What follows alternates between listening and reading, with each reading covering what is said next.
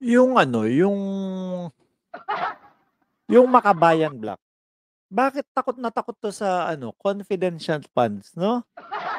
Yung Makabayan Black, bakit takot na takot sila sa ROTC? Yung Makabayan Black, bakit, ayaw na ayaw nila sa mga NTF-ELCAC? Bakit kaya? Kami nagtatanong lang Makabayan Black, sa pangunguna ni ano, ni sino ba 'to, yung kekending-kending lagi sa TikTok, si Raul Manuel. Bakit takot na takot kayo sa mga bagay na iyan? Apektado ba kayo sobra? So ito nga po mga kababayan, member of Makabayan Black are eyeing to file an impeachment complaint against VP Sara Duterte for alleged unauthorized use of confidential funds in 2022. So yun nga daw po, ano, unauthorized use of confidential funds, mga kababayan. So, kasi ang nakikita ko, yung mga anti-government na mga TikToker, yang mga yan. Ang tawag nila sa confidential fund is secret funds. Tapos ang ipinapaintindi nila sa taong bayan, 'no, yung mga TikToker na ano, na anti-administrasyon, anti-government, pinapaintindi nila sa taong bayan na kaya yan tinawag na secret fund o confidential fund para hindi mo malaman kung saan gagastusin, 'no, ng Office of the Vice President at ni Inday Sara Duterte para makurakot, manakaw nila. Yun yung pinapaintindi nila. Pero sa mga taong nakakaintindi po, napakasimple. Confidential kasi hindi puwedeng malaman kung saan gagamitin, pampubliko, pero 'no, pero mayroon pong mga ano 'yan, audit sa COA. Naka-audit po 'yan sa COA, okey?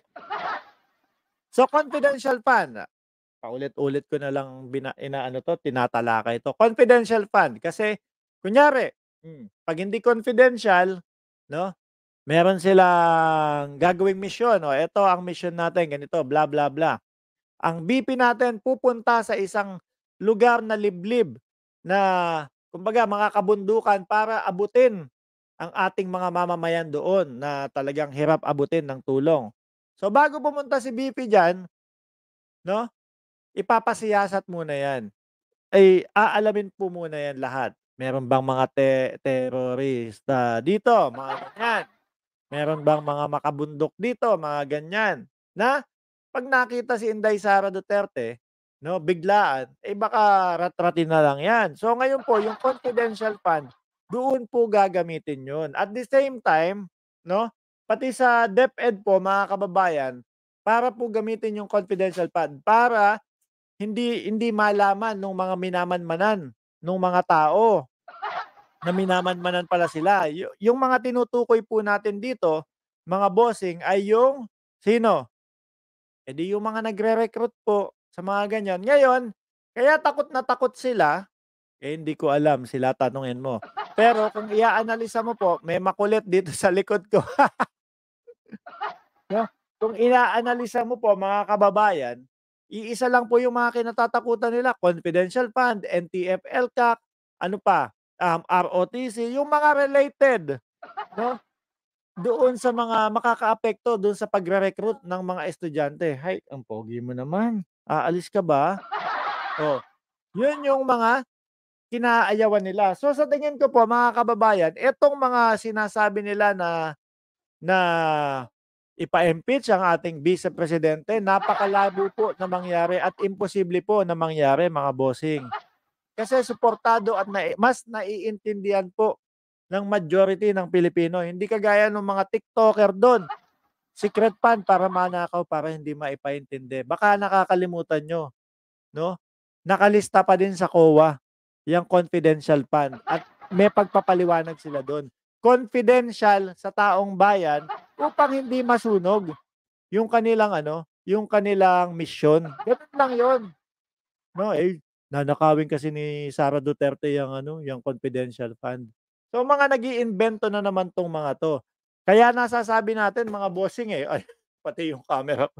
Kaya nasasabi natin na alam niyo 'yon, pagpapabagal na lang 'tong mga 'to sa pag-unlad ng Pilipinas, eh. Imbes na tuloy-tuloy yung ating Vice Presidente na magtrabaho, 'no, ang ginagawa nila, ayan, naaantala nila. Ayaw magpakuha. I love you.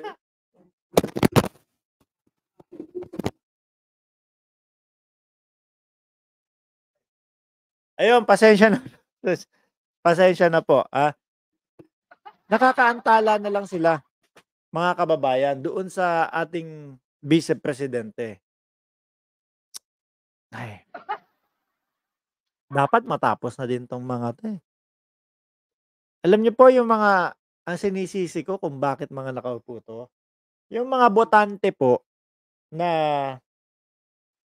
yung nakukuha sa, Kabataan Party List maganda yan kasi about sa kabataan na hindi iniintindi maigi at hindi mga nanonood ng balita. Sige boto natin yan.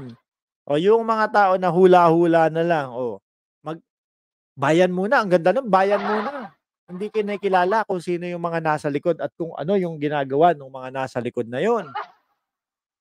Sa susunod po na eleksyon, naku, wag niyo na pong bigyan ng pagkakataon yung mga ganitong, party list dahil sagabal lang po sa pag-unlad ng ating bansa yan. Biruin mo, siguro isa din sa nakikita ko kung bakit nila isinusulong yan, mga kababayan, kasi ang laking threat ni Inday Sara Duterte, eh.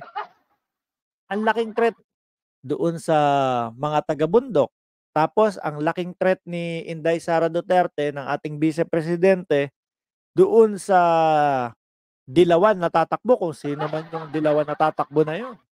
Kasi walang walang laban, walang panama, mga bossing. Sabihin mong si Risa Ontiveros ang tatakbo, naku, Diyos ko. Baka lang hindi lang po 16,000,000 ang itambak diyan. Baka Risa Ontiveros 5,000,000 tapos nasa 40,000,000 na si Inday Sara Duterte. Si Kiko Pangilinan, naku, mas lalo po. Baka 45,000,000 versus 1,000,000. Si Senator Rapi Tulfo, sige pagbigyan na natin. Madaming followers. Sabihin mo ng 15,000,000 din.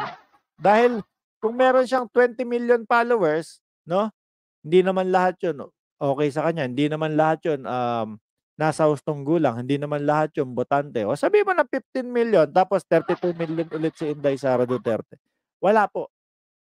Kaya pilit nilang binubuwag, pilit nilang, binabarag si Inday Sara Duterte para makapasok yung mga pambato nila. Pambato sa inidoro, yun ang mangyayari diyan, 'no? Kaya impeachment, eh, sama-sama na lang kayo sa inidoro, walang mangyayari diyan.